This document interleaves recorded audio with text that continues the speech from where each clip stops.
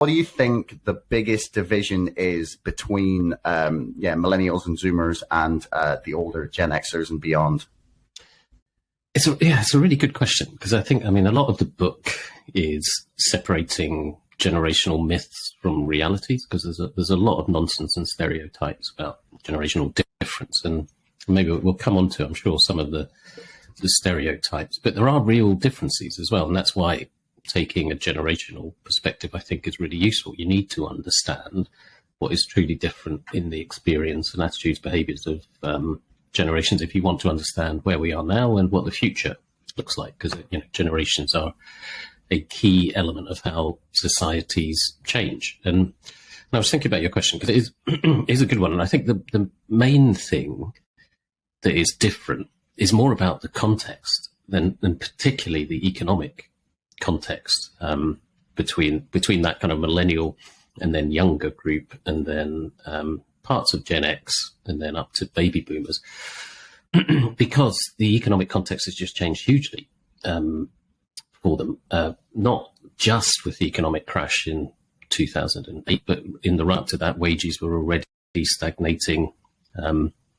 House prices had decades of continual increases, really massively increased, that locked lots of younger generations out, which was one of the big explanations of why wealth has become so much more skewed towards older people, which is a new thing for us, that income, wealth, home ownership, all of those types of things, is younger generations are on a very different path on lots of those things to people that were born just a few years earlier or a couple of decades earlier. So, and that has lots and lots of knock-on effects on how younger generations live, because it does mean they live longer at home than previous generations. It means they are less likely to own their own home. And it's tied up with a kind of general delayed adulthood approach, which is driven by, longer time in education and changing social norms about when you get married and have kids, all those types of things. But it's had all sorts of knock-on effects, including on inequality between generations. And then, and one of the key themes of the book is inequality is actually becoming more intergenerational, as in life chances being passed down within families now, because of this concentration of wealth among this older group. So lots and lots of myths, but some really, really important realities that have shaped lives differently for younger generations compared to old. And I think, just finally on that, one of the things that is really important in that is that we've kind of lost faith in generation on generation progress, which we got really used to post-war, post-Second World War, that actually is going to get better, not the same or worse, for each generation of young people. And that has all sorts of knock-on effects too for everyone, not just for the young people themselves. It kind of puts a bit of strain on our faith in the system overall.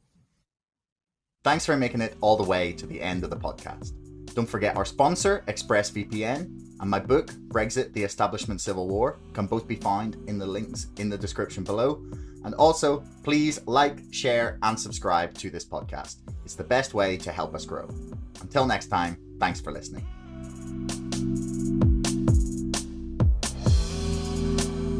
Screw the hedge funds. You can make as many rules as you want, but if there's no teeth behind them, what's the point? Well, Citadel is potentially just gone in a few months. It feels like financial institutions, that they are all laughing at us by buying GME. Screw the hedge funds. I will lose my entire investment if it brings them down. Why on earth, last May, could you buy the entire company for $200 million? What's been happening on Reddit and in social media and in the marketplace has never been seen before. I argue that nothing is off the table. There is nothing off the table when dealing with the volumes of money in something as big as the United States stock market. The hedge funds have clearly underestimated a group of people raised on Friday night World of Warcraft raids. Dark pools, they're another mechanism to manipulate and cheat. Mainstream journalists don't say these things for a number of reasons.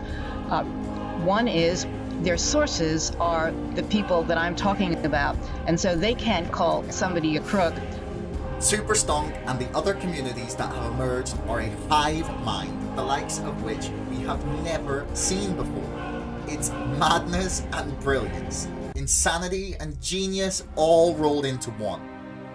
It's very possible that Citadel will be gone in a few months. And not just Citadel, but the entire financial system has the potential to come crashing down.